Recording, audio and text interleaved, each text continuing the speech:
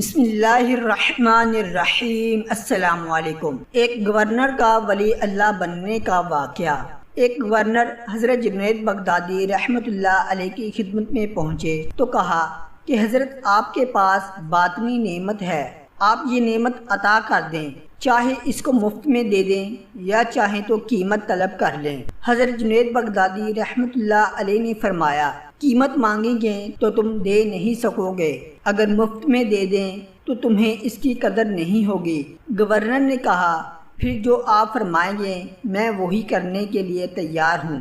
حضرت جنید بغدادی رحمۃ اللہ علیہ نے فرمایا کہ یہاں کچھ عرصہ رہو، جب ہم دل کے آئینے کو صاف پائیں گے تو نعمت عطا کر دیں گے۔ کئی ماہ کے بعد حضرت جنید بغدادی رحمۃ اللہ علیہ نے پوچھا کہ تم کیا کرتے ہو؟ عرض کیا، فلاں علاقے کا گورنر رہا ہوں۔ فرمایا، اچھا جاؤ بغداد شہر میں گندک کی دکان بناؤ۔ گورنر صاحب نے شہر میں گندک کی دکان بنا لی۔ ایک تو گندک کی بدبو اور دوسرے خریدنے والے عوام الناس کی بحث و تکرار سے گورنر صاحب کی طبیعت بہت بیزار ہوتی۔ ایک سال عرصہ گزرا تو حضرت جنید بغدادی رحمۃ اللہ علیہ کی خدمت میں عرض کیا، حضرت ایک سال کی مدت پوری ہو گئی ہے۔ حضرت جنید بغدادی رحمۃ اللہ علیہ نے فرمایا، اچھا تم دن گنتے جا رہے ہو، جاؤ ایک سال دکان اور چلاؤ۔ اب تو دماغ ایسا صاف ہوا کہ دکان کرتے کرتے سال سے زیادہ عرصہ گزر گیا، مگر وقت کا حساب نہ رکھا۔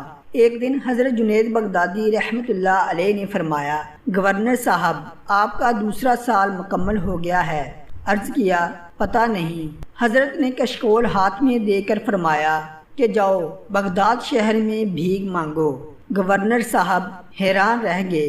حضرت جنید بغدادی رحمۃ اللہ علیہ نے فرمایا، اگر نعمت کے طلبگار ہو تو حکم کی تعمیل کرو، ورنہ جس راستے سے آئے ہو ادھر سے واپس چلے جاؤ۔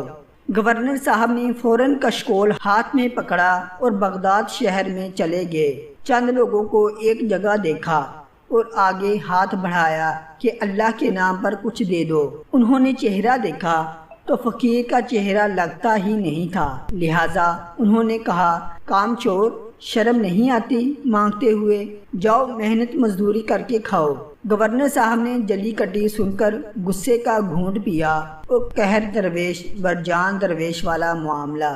عجیب بات تو یہ تھی کہ پورا سال فقیری میں گزار دی اور کسی نے کچھ نہ دیا، ہر ایک نے جھڑکیاں دیں۔ یہ باطنی اصلاح کا طریقہ تھا۔ حضرت جنید بغدادی رحمۃ اللہ علیہ گورنر صاحب کے دل سے عجب اور تکبر نکالنا چاہتے تھے، چنانچہ ایک سال مخلوق کے سامنے ہاتھ پھیلا کر گورنر صاحب کے دل میں یہ بات اتر گئی کہ میری کوئی وقت نہیں اور مانگنا ہو تو مخلوق کی بجائے خالق سے مانگنا چاہیے۔ پورا سال اسی کام میں گزر گیا۔ ایک دن حضرت جنید بغدادی رحمۃ اللہ علیہ نے بلا کر کہا کہ گورنر صاحب آپ کا نام کیا ہے؟ عرض کیا، شبلی۔ حضرت جنید بغدادی رحمۃ اللہ علیہ نے فرمایا، اچھا اب آپ ہماری محفل میں بیٹھا کریں۔ گویا 3 سال کے معاہدے کے بعد اپنی مجلس میں بیٹھنے کی اجازت دی، مگر اب ان کے دل کا برتن پہلے ہی صاف ہو چکا تھا۔ اب حضرت کی ایک ایک بات سے سینے میں نور بھرتا گیا اور آنکھیں بصیرت سے مالا مال ہوتی گئیں۔ چند ماہ کے اندر اندر احوال و کیفیات میں ایسی تبدیلی آ گئی کہ دل محبت الہی سے لبریز ہو گیا۔ بالآخر حضرت جنید بغدادی رحمۃ اللہ علیہ نے ایک دن بلایا اور فرمایا کہ شبلی، آپ نہاوند کے علاقے کے گورنر رہے ہیں، آپ نے کسی سے زیادتی کی ہوگی، کسی کا حق دبایا ہوگا، آپ ایک فہرست مرتب کریں کہ کسی کا حق آپ نے پامال کیا ہے۔ آپ نے فہرست بنانا شروع کی۔ حضرت کی توجہات تھی، چنانچہ 3 دن میں کئی صفحات پر مشتمل طویل فہرست تیار ہو گئی۔ حضرت جنید بغدادی رحمۃ اللہ علیہ نے فرمایا کہ باطن کی نسبت اس وقت تک نصیب نہیں ہو سکتی جب تک کہ معاملات میں صفائی نہ ہو۔ جاؤ ان لوگوں سے حق معاف کروا کے آؤ۔ چنانچہ آپ نہاوند تشریف لے گئے اور ایک ایک آدمی سے معافی مانگی۔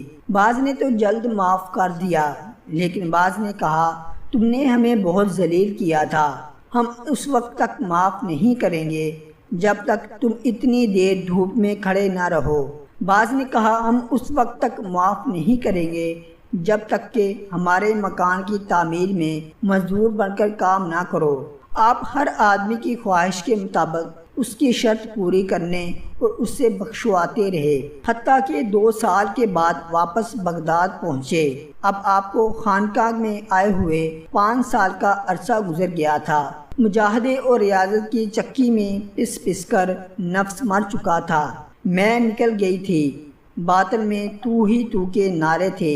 بس رحمت الہی نے جوش مارا اور ایک دن حضرت جنید بغدادی رحمۃ اللہ علیہ نے انہیں باطنی نسبت سے مالا مال کر دیا۔ بس پھر کیا تھا، آنکھ کا دیکھنا بدل گیا، پاؤں کا چلنا بدل گیا، دل و دماغ کی سوچ بدل گئی، غفلت کے تار و پود بکھر گئے، معرفت الہی سے سینہ پر نور ہو کر خزینہ بن گیا اور آپ عارف اللہ بن گئے۔ آپ کا نام حضرت شبلی رحمۃ اللہ علیہ ہے۔